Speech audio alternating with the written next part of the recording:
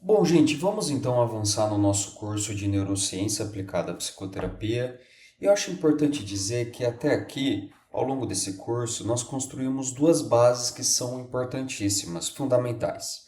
Então, a primeira base é que a gente conseguiu entender os fundamentos da neurociência relevantes para a psicoterapia, falando sobre as regiões cerebrais, sobre os sistemas, neurotransmissores, redes neurais. E depois, avançando, a gente falou bastante sobre os processos psicológicos universais, como, por exemplo, a atenção, a regulação emocional, a aprendizagem, a motivação. E agora, neste terceiro tema, nós vamos falar um pouco de algo que também é fundamental, que é entender justamente quais são esses processos metodológicos e instrumentais que a gente pode trabalhar diretamente na nossa prática clínica. Então, quando a gente fala sobre quais são esses métodos, esses instrumentos da psicoterapia, muitas pessoas, psicólogos, pensam imediatamente em técnicas específicas ou protocolos estruturados. E embora esses elementos desses protocolos eles sejam importantes, o ponto central aqui é outro. É justamente compreender que diferentes intervenções terapêuticas atuam, na verdade, sobre esses processos psicológicos fundamentais. E por isso que a gente precisa entender justamente a natureza e o fundamento dessas intervenções terapêuticas. Em outras palavras, então, as técnicas diferentes muitas vezes estão tentando modificar os mesmos processos subjacentes, ou às vezes processos subjacentes diferentes. Então, a ideia aqui é justamente a gente entender a relação da técnica junto com esses processos psicológicos com uma base de entendimento da neurociência.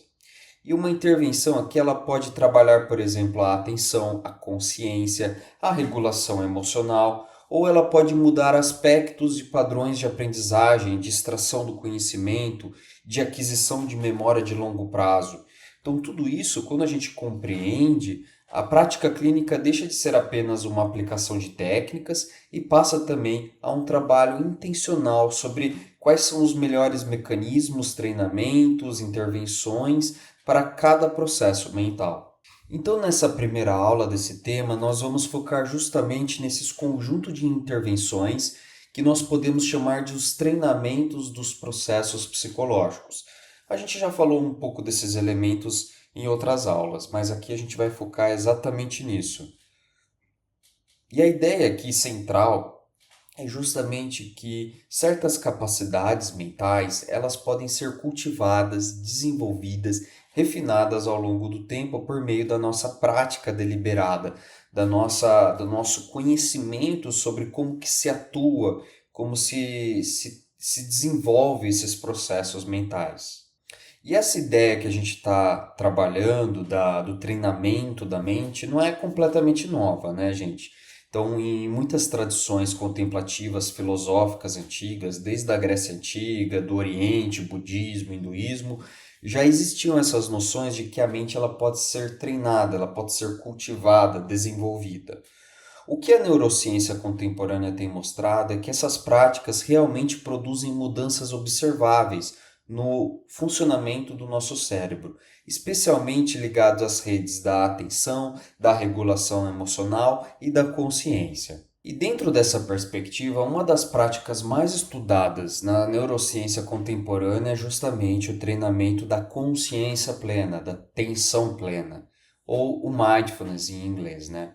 E de forma simples, o mindfulness, como uma das principais práticas hoje de alteração do desenvolvimento da cognição e do cérebro, envolve cultivar uma capacidade de direcionar e sustentar a atenção no momento presente, observando os pensamentos, as emoções, as sensações corporais, sem reagir automaticamente a eles, né? Então a ideia aqui é justamente tudo que a gente aprendeu na nossa primeira disciplina da nossa pós, que é do mindfulness na prática clínica.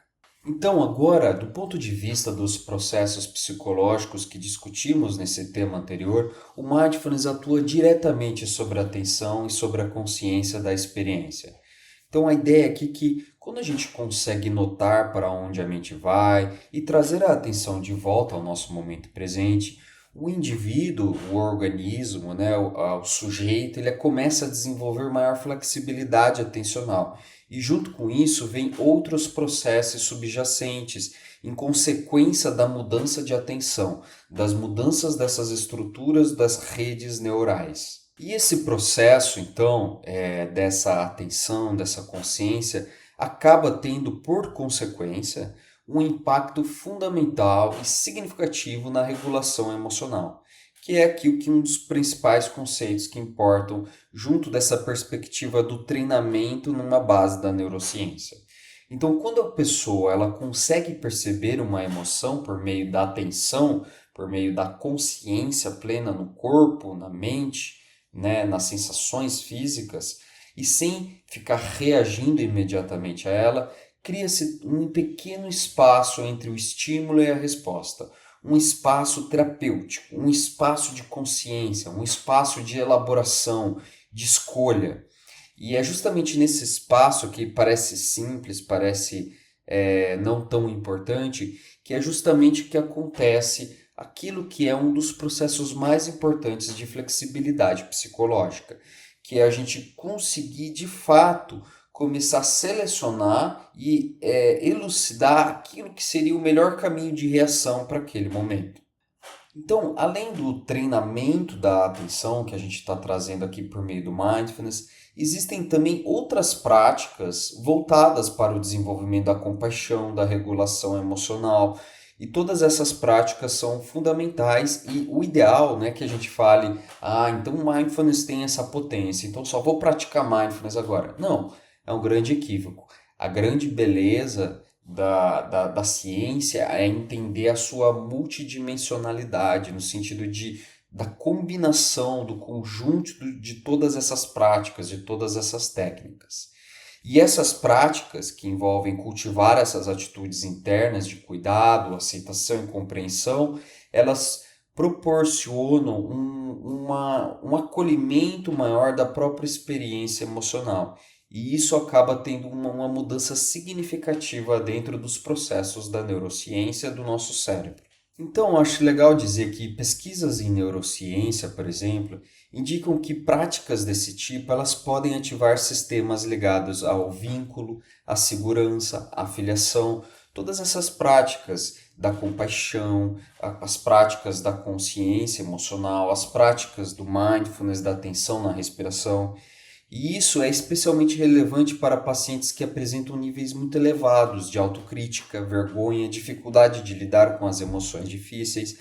Então, aqui é muito importante entender isso, que essas diferentes práticas de treinamento, de metodologias de neurociência para a mudança das estruturas cerebrais, elas têm impactos diferentes nos sofrimentos psicológicos.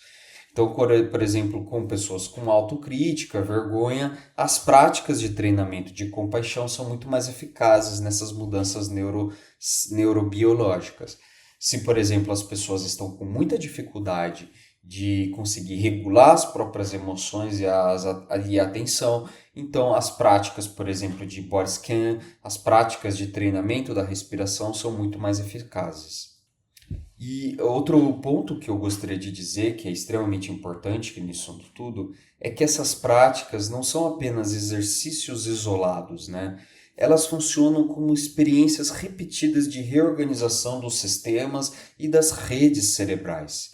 Então, cada vez que o paciente ele consegue observar um pensamento sem se fundir completamente a ele, conseguindo desenvolver aquela habilidade da ACT, da desfusão cognitiva, ou ele consegue tolerar estar com uma emoção desagradável sem evitá-la imediatamente, aumenta-se cada vez mais as novas conexões neurais e elas acabam cada vez mais se fortalecendo, dando uma base para esse aumento da plasticidade neural. E é justamente aqui, então, que a gente resgata a plasticidade, nesse sentido de conseguir conectar diretamente com a psicoterapia, com a conversa e com a relação terapêutica, né? E o cérebro, ele muda nessa experiência. Só de estar com o outro, escutando o outro, elaborando os processos do outro, conversando, tendo essa troca de ideias, de emoções, de experiências, cada vez mais essas novas experiências elas vão sendo repetidas, criando essa consistência e essas mudanças significativas nos padrões antigos que podem gradualmente perder força, enquanto esses novos modelos, essas novas ressignificações, essas novas estruturas e padrões neurobiológicos acabam se tornando mais disponíveis e ativados, como se estivesse ligando uma nova chavinha dentro do indivíduo, né? É importante destacar que esse treinamento que a gente está falando, desses processos, né, da neurociência, não significam eliminar as emoções difíceis ou controlar a mente de uma forma rígida. Tipo uns coaches que ficam falando qual que é o segredo do controle da mente, né, da performance, do desempenho. Não. A ideia aqui, o nosso principal objetivo é conseguir aumentar a capacidade de percepção, a capacidade de tolerância, a capacidade de responder de forma mais flexível às experiências internas. Então, gente, a ideia central aqui dessa nossa aula é que nós queremos consolidar uma base de entendimento que existem treinamentos, intervenções metodológicas que conseguem de fato mudar o funcionamento da nossa mente e do nosso cérebro. E elas ajudam os pacientes, ajudam os indivíduos de um modo geral a desenvolver essas novas formas de atenção, de cognição, novas formas de lidar com as emoções, novas formas de se relacionar com os seus próprios pensamentos. Então aqui existe uma rede de alterações neuroquímicas, neurobiológicas por meio desses mecanismos de treinamento.